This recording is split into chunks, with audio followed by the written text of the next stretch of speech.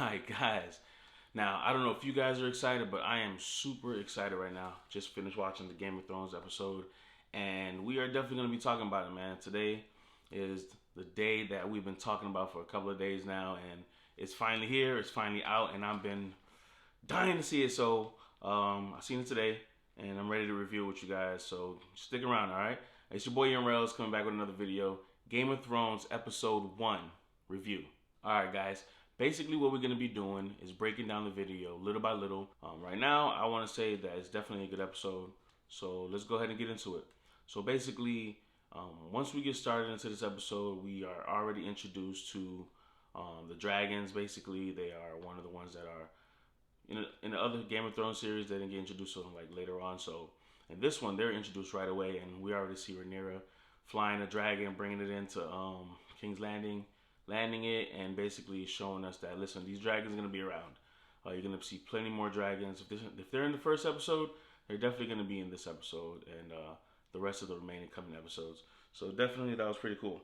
One more thing that I want to go ahead and say is that the nostalgia was definitely there. It was basically like, watching the Game of Thrones from the previous show, previous episodes, and just kind of like it felt like we were there already. Like we didn't ever left. It's just like it was just really cool to see that, and they kind of walk you through King's Landing a little bit. It looks a little bit different back then, but the nostalgia was definitely there for me, and I can honestly say that I really enjoyed that, and it was pretty cool just to see them bring that back and all that good stuff. And you know how it is, Game of Thrones, man. So, well, I guess you want to call this House of Dragons is looking really good right now so far. So right off the bat, they already go ahead and explain why King Viserys is the king and how he becomes king.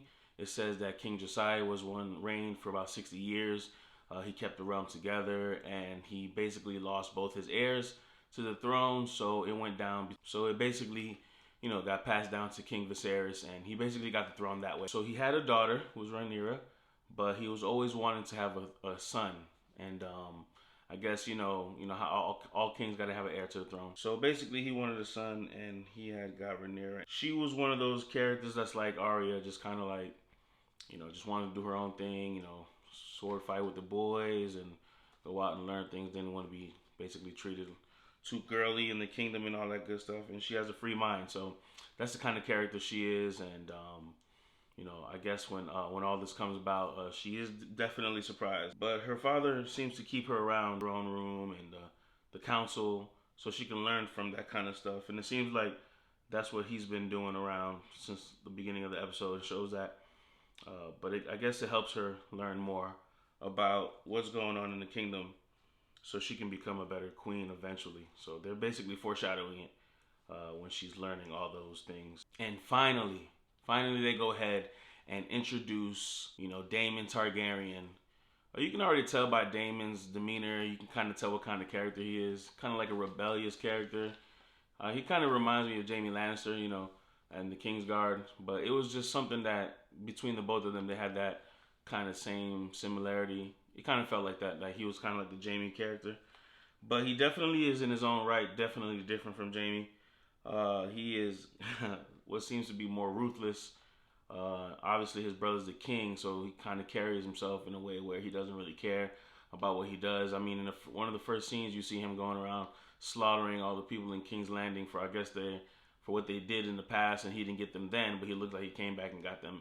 And it was kind of like crazy to see that, but that he can get away with those kind of things, and his brother really didn't do much. So it seems like King's Landing is a little chaotic, but still, he still got to do it, and that was one of those scenes that definitely surprised me, man. It was like really showing some good stuff in the beginning. It was a lot of good stuff, man. For real, like in the beginning, they showed a lot of gruesome scenes, and yeah, definitely something that I'm looking forward to if they can open up like that in the beginning of the first season. So a little bit more on Daemon. He basically is the, I guess, the antagonist in the show right now.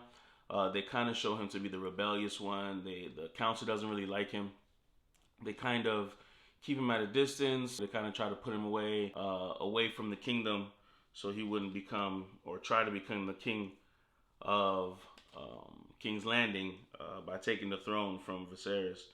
But it seems like they basically want to tell you that, hey, look, he wants the throne, and he's gonna try to do anything he can to get it.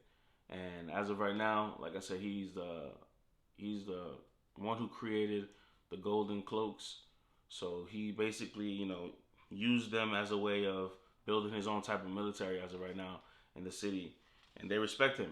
So he's an antagonist, but they also try to tell you that he's not also the best fighter in the realm too, because they do have this somewhat of a tournament. They're basically honoring the women of the Targaryen household, or the noble women. So they basically, he's being a jerk as usual, where he picks on Otto Hightower's son in a fight, which was pretty cool how you can do that. You can just go ahead and pick any one of those guys out. He causes a scene, does some crazy stuff that nobody else will get away with. And, then he ends up picking a fight with somebody who actually can beat him. And he got his butt whooped by a guy from Dorne. So, he's basically, they're just letting you know that he's not the best fighter. And you can tell that they're foreshadowing, too, that in the episode that the guy from Dorne is going to be interested in, I think his name is Cole, he's going to be interested in Rhaenyra, and she looks like she's very interested in him in a way where you can definitely see where they're going to foreshadow a little bit more of that too. I can tell. I feel like they're going to definitely foreshadow some good stuff. So I was like, okay, yeah, they're definitely going to do that. So this is basically where we get to the meat of the story. They've gone ahead and showed us most of the good characters that we're going to be seeing. But what they were basically foreshadowing was that this king was going to have a son. And there was a scene with the wife where she's basically telling us, like, listen, I've had like plenty of kids. It might not be his son. It might not be his son, but the king wants a son. So meanwhile, she's going into labor. He has to make a decision, whether it be her or both of them, and he chose his son. And he wants the heir to the throne, so he chooses his son. And the wife doesn't know it, so she becomes more of a guinea pig. And he's gonna be making a choice to choose his son. So he finally chooses his son. The wife is like they're bleeding, kind of like bleeding out a little bit. And, the son survives for like hours.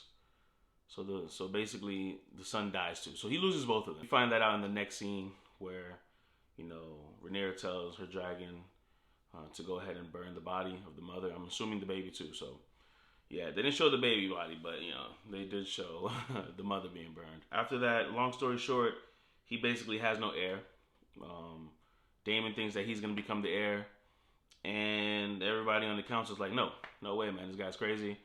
No way, you seen what he did, and he's nuts. And Daemon messed up, man. He basically was in a brothel, and he was like talking crap about the baby, and he made up a name for the infant who passed, for the heir to the throne. And it was definitely an eye-opening episode. A little bit of nostalgia, a lot of nostalgia, man, going on in that episode.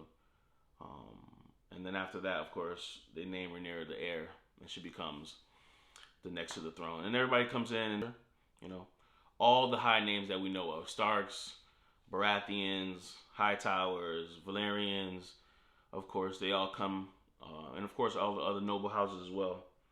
They all come and pay their respects to the future queen. So, and that's kind of where the episode ends. But I definitely will say that this episode showed a lot. It showed a lot. It was more than I kind of expected. They didn't really go that route, and of course the Game of Thrones one. But this one definitely opened up with a lot of good stuff. They showed us dragons. They showed us murder scenes.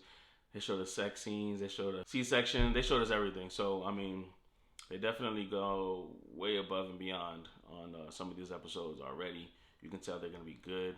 Like I said, the dragons were already in the first episode and kind of showing and flying, and it just looks like they're gonna go ahead in a good direction here. Finally, start off in a good direction. You guys gave us an exploding first episode.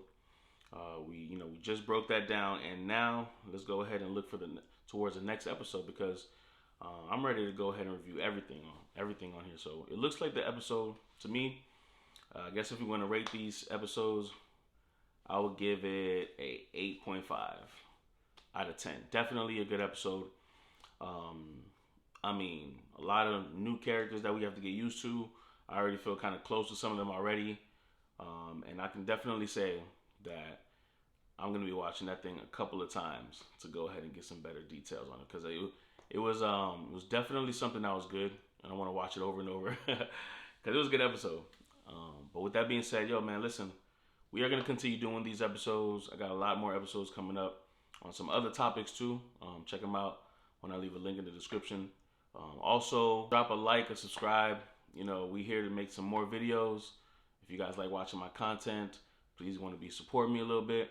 Just go ahead and like, subscribe, and also, man, drop a comment, man. I don't mind. We can talk about this stuff too. I like talking about this stuff. I'll drop a comment with you guys, and then we can see where we go from there. All right. So it's your boy Young Rels. Okay, back with you guys with another video, especially episode 2. Definitely gonna be reviewing that together again, and of course I'm gonna do a trailer breakdown for the next episode, so we can see what's going on with that. All right, like I said, man, if you guys want to support me, like, subscribe, and I'm come back with another video. All right, peace.